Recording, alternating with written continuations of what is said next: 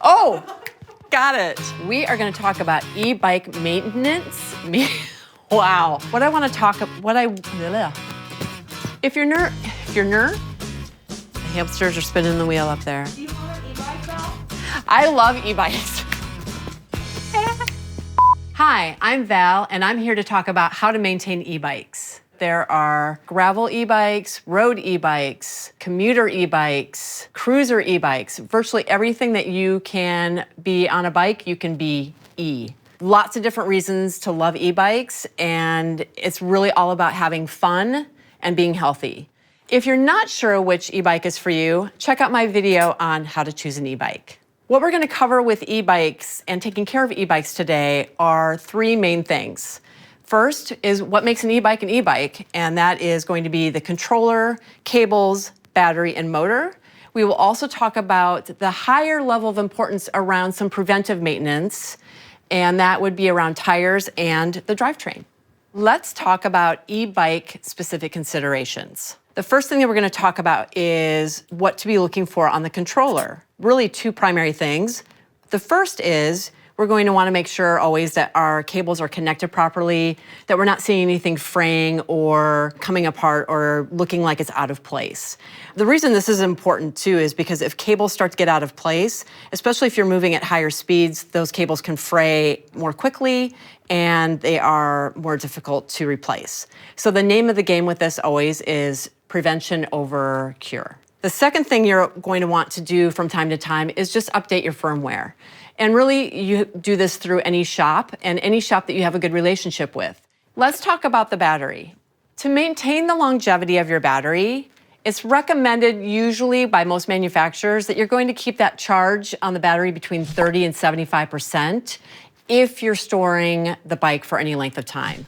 That also means you won't have the battery plugged in while you're storing it. The other consideration when you are taking care of your battery is the charging port. We always want to keep the charging port clean and clear of debris, so you'll want to check that after most rides, and that would be true especially if you're that person who has a gravel e-bike or a mountain e-bike where there is just more dirt and debris out there. When it comes to the motor, the most important thing you can do is read and consult your manual.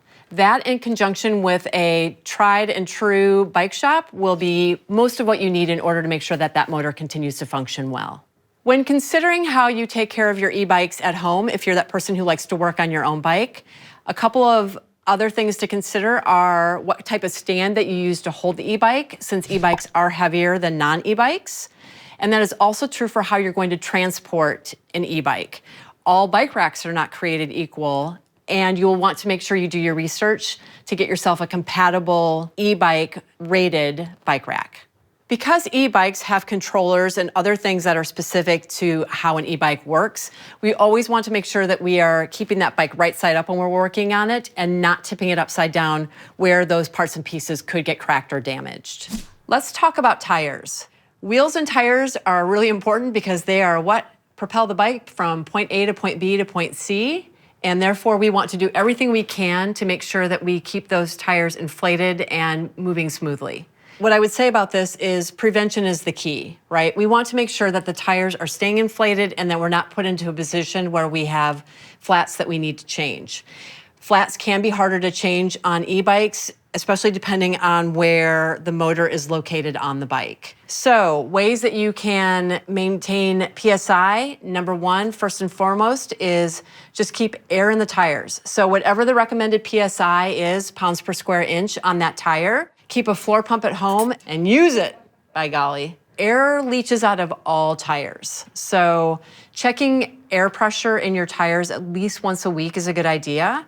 If you ride more frequently, obviously you may want to check it a little bit more.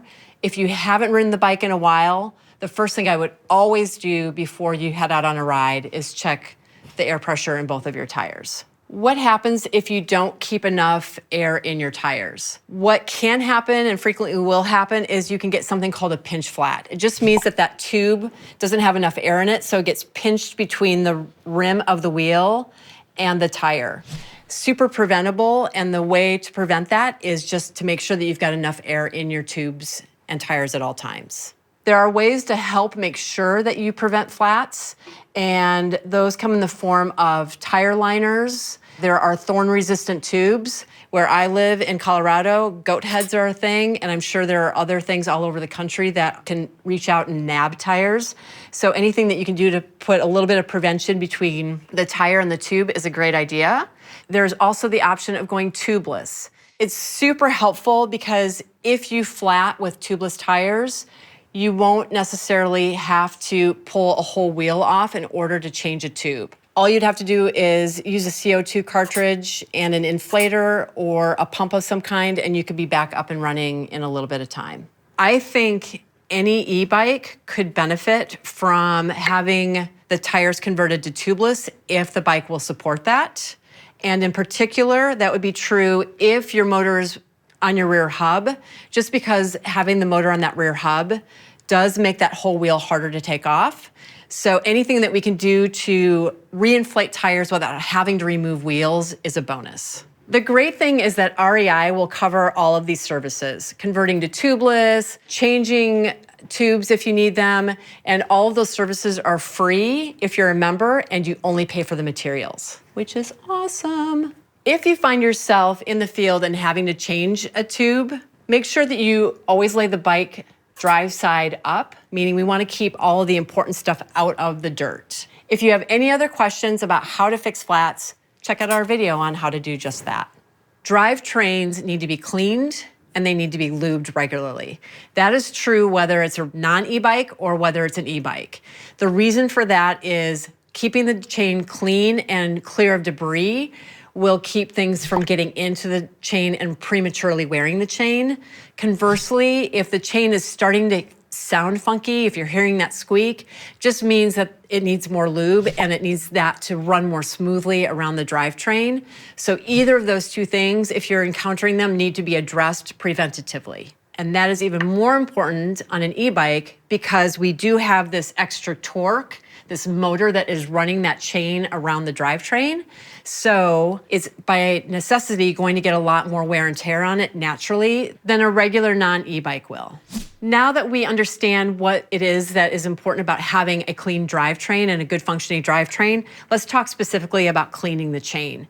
So really the two ways we want to clean a chain is number one, if it's just lightly dirty or looks like it's a little rough around the edges, we might want to just take a damp cloth to it just to clean off the extra residue. If you notice there's a lot of gunk kind of building up in and amongst the chain, at that point you might want to take it to the next level and take some degreaser to it. It is recommended before you do any work on the drivetrain that you do take the battery off. When and how to lube a chain once it's clean. The general rule for lubing a chain is when it starts talking to you or you hear that squeak in the chain, even if it's clean, it just says that it's not running maybe as smoothly around that front ring and that rear cog as you would like it to. When we go to grab some lube to lube that chain, just know that there are lots of lubes that you can see on any bike shop shelf. Some of those may not be chain specific, so do make sure you choose a chain specific lube. And then from there are also wet and dry lubes you can choose from. In my case, I live in Colorado, which is dry, so we like to have dry lube there. If you're in a wetter environment, then you might want to do a wet lube instead. That just helps balance the lube against the environment so that you don't attract too much grit and grime into the chain, which can also not be good for the chain. So as we go through the process of actually putting the lube on the chain, some people do start at the top. I prefer to start at the bottom. If there is what's called a quick link, which is kind of a well-marked specific link on the chain that connects the whole chain together, that's a great place to start so that you can keep track of which links you're doing. If not, you kind of have to just keep track as you go around. And what you'll do is just do a very light drop of lube on top of each link, and then you're always going to wipe the excess off with a lint-free shop cloth. And you'll just take that underneath the chain just to get the excess off and keep moving the chain all the way around until you've hit every single link on the chain. Once you've done that, you should be able to spin that crank around and feel that that chain feels like it's nice and smooth and everything shifts nice and easily. And then you're good to go until you feel that chain squeak or sound off on you again. Putting too much lube on a chain or not wiping off the excess lube on that chain as you're going around and lubing the chain can attract extra grit, grime, and dirt into that chain, which effectively starts wearing the chain and the drivetrain down. Do make sure that you try to find that happy balance of having the chain lubed and clean, but not over lubed.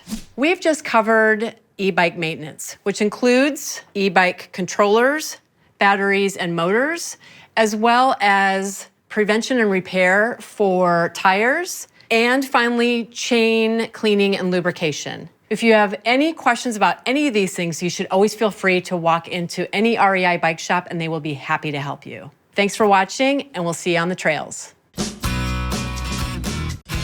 Yeah, here's the thing. We could make this the shortest video ever. Consult your manual, don't tip the bike upside down, don't get flats, lube your chain once in a while.